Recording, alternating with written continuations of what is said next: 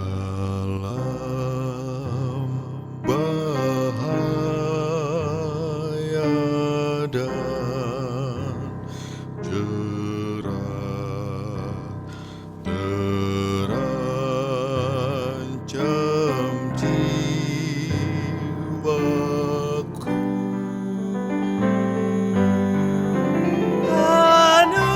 Anugerahmu ku pegang teguh, aman ke rumahku. Shalom, selamat malam untuk semua calon warga kerajaan Allah. Bertemu lagi dengan saya malam hari ini, Pendeta Irwan Kabanga, siap untuk merenungkan firman Tuhan sebagai penghantar istirahat malam. Mari kita sama-sama merenungkan dalam kitab Mazmur 33 ayat yang ke-12. Mazmur 33 ayat 12 mengatakan, "Berbahagialah bangsa yang Allahnya ialah Tuhan, suku bangsa yang dipilihnya menjadi miliknya sendiri." Kata Allah di sini dari akar kata bahasa Ibrani Elohim. Namun kata Tuhan di sini dari bahasa Ibraninya Yahweh, atau dikenal juga dengan sebutan tetragrammaton. Namun karena kudusnya nama ini, maka bangsa Ibrani seringkali hanya menyebutnya sebagai Adonai. Itu sebabnya nanti setiap kali saya mengatakan Adonai, maka itu maksudnya adalah tetragrammaton, Yahweh. Ketika Daud menuliskan "Berbahagialah bangsa yang Allahnya ialah Tuhan", dengan kata lain ayat ini mengatakan berbahagialah bangsa yang Elohimnya ialah Adonai. Elohim ini memiliki makna singular, satu, tetapi makna untuk format gramatikalnya agak unik, yaitu jamak atau plural. Kurang lebih 60 kali ditulis Elohim ini dengan sebutan Eloah, dari derivasi atau turunan kata El, God, deity. Dalam bahasa Aramaiknya ilah, Iluha, Ilahi. Dalam bahasa Amoraitnya Ilah. Dalam bahasa Arabnya Ilah. Dan kalau dia menggunakan definite article Tuhan pencipta, maka dia menjadi Allah.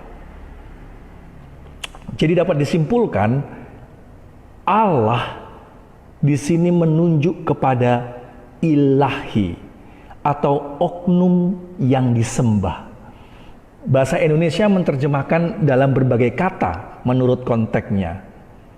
Selain Allah dalam huruf kecil, Elohim juga diterjemahkan sebagai dewa-dewa, Kejadian 35 ayat 2. Dan juga diterjemahkan sebagai agung, mighty, Kejadian 23 ayat 6, dan lain-lainnya. Jadi dengan kata lain dapat disimpulkan sekali lagi, Elohim ini merujuk kepada oknum yang disembah, gelar bagi dia yang disembah, dan itulah ilahi. Namun bagaimana dengan Adonai, tetragrammaton Yahweh itu sendiri? Adonai pertama kali muncul di Alkitab dalam Kejadian 2 ayat yang keempat. "Demikianlah riwayat langit dan bumi pada waktu diciptakan, ketika Tuhan Allah menjadikan bumi dan langit." Ketika Adonai Elohim menciptakan langit dan bumi. Dalam Kejadian 1 ayat 1 sebenarnya masih disebut sebagai Elohim. Pada mulanya Elohim menciptakan langit dan bumi. Namun di akhir riwayat penciptaan langit dan bumi ini, Kejadian 2 ayat 4 menyebutkan, memperkenalkan dengan sebutan Adonai Elohim. Ini berarti Adonai Elohim adalah pencipta alam semesta. Di jagat raya ini hanya ada satu Tuhan pencipta. Dialah Adonai Elohim. Selain Dia, bukanlah pencipta. Selain Dia, semua hanya ciptaan. Bahkan musuh Tuhan yang memberontak, iblis sekalipun, dia hanyalah ciptaan yang ingin menjadi Allah. Dia hanyalah ciptaan yang ingin menyamai yang maha tinggi. Adonai Elohim inilah yang menghembuskan nafas hidup kepada manusia. Kejadian 2 ayat 7. Adonai Elohim inilah yang menciptakan pernikahan atau rumah tangga yang pertama, Adam dan Hawa. Kejadian 2 ayat 21 dan 22. Adonai Elohim inilah yang aktif berinisiatif mencari manusia yang ketakutan bersembunyi setelah mereka jatuh dalam dosa. Kejadian 3 ayat 8. Dan Adonai Elohim inilah yang mengikrarkan deklarasi keselamatan dengan nubuatan perjanjian kedatangan seorang Mesias, Juru Selamat, dalam Kejadian 3 ayat 15. Adonai Elohim inilah yang menyelamatkan keluarga Nabi Nuh dari kehancuran global bumi karena air bah. Kejadian 7 ayat 16.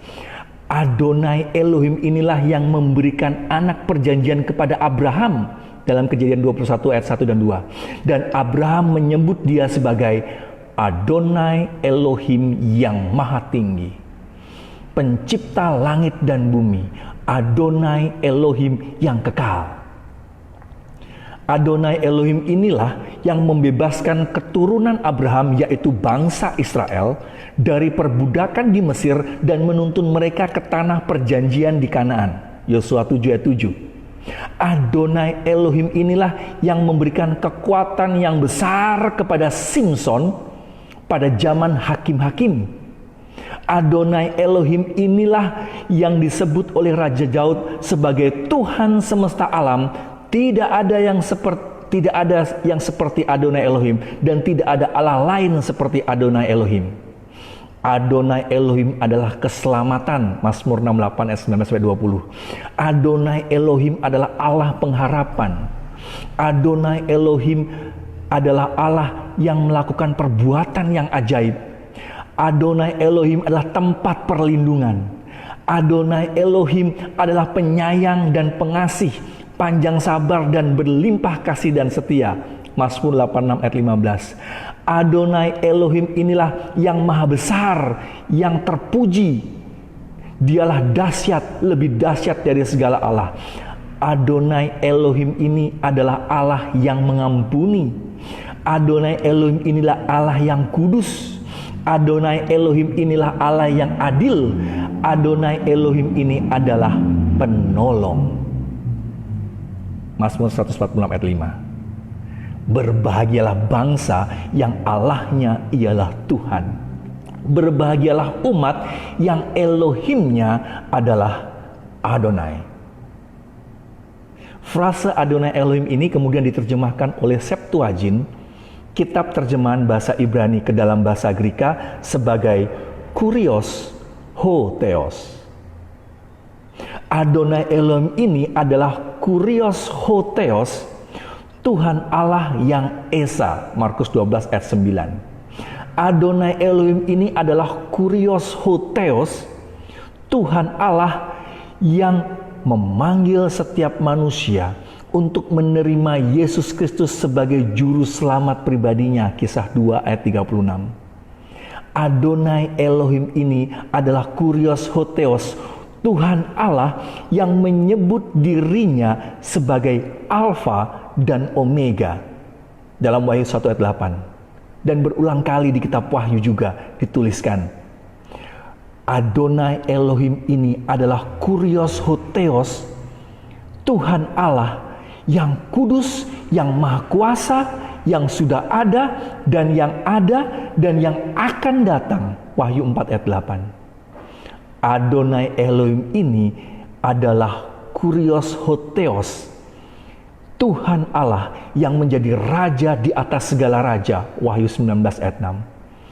Adonai Elohim inilah Kurios Hotheos, Tuhan Allah yang adalah bait suci dan disebut anak domba.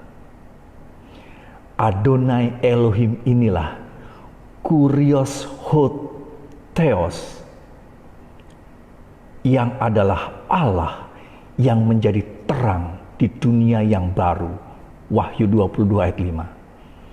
Dan Adonai Elohim inilah Kurios Hotheos, Tuhan Allah yang memberikan Roh Kudus dan yang akan datang ke dunia ini untuk yang kedua kalinya di dalam nama Yesus Kristus.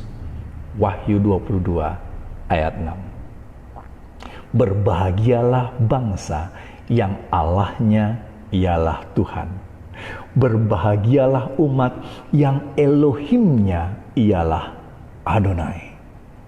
Berbahagialah jemaat yang Kurios Hotheosnya adalah Yesus Kristus. Mari kita berdoa. Terima kasih Tuhan untuk malam hari ini. Menghantar peristirahatan kami. Kami semakin diteguhkan oleh firman-Mu bahwa Tuhan pencipta alam semesta, Adonai Elohim, adalah Kurios Hotheos, adalah Allah penolong, adalah Allah penyelamat, adalah Allah yang akan datang yang kedua kali dalam nama Yesus Kristus untuk memberikan kepada kami keselamatan yang sejati. Malam ini kami mau menerima berkat kebahagiaan memiliki Tuhan pencipta alam semesta yang adalah Adonai Elohim, Kurios Hotheos, Yesus Kristus. Datanglah Tuhan, bersamalah dengan kami. Kami minta ampun atas kesalahan dan dosa kami. Di dalam nama Yesus Kristus, Juru Selamat kami. Amin. Selamat malam semuanya. Tidur yang nyenyak, mimpi yang indah. Mari kita terima janji berkat Tuhan firman-Nya dengan menjadikan Adonai Elohim, Kurios Hotheos, Yesus Kristus sebagai Tuhan dan Juru Selamat pribadi kita. Karena berbahagialah umat yang Elohimnya ialah Adonai. Berbahagialah umat yang Kurios Hotheosnya ialah Yesus Kristus. Shalom, Tuhan memberkati.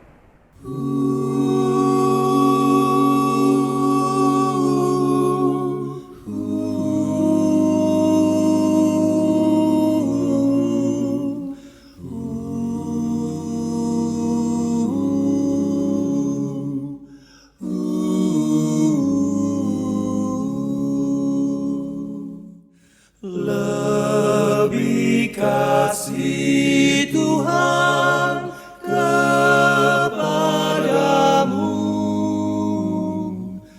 Di sini ku sembah